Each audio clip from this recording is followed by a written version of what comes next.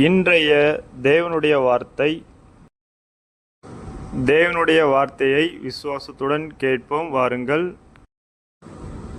எஜமான் அதாவது முதலாளி வேலைக்காரனுக்கும் தேவன் என்ன சொல்கிறார்?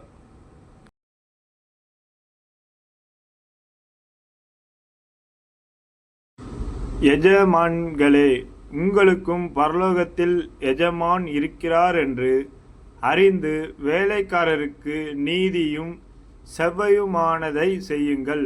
கொலோசேயர் 4:1. அதாவது இன்றைய தேவனுடைய வார்த்தையின்படி உங்களுக்கும் எனக்கும் எஜமான்களாயிருக்கிற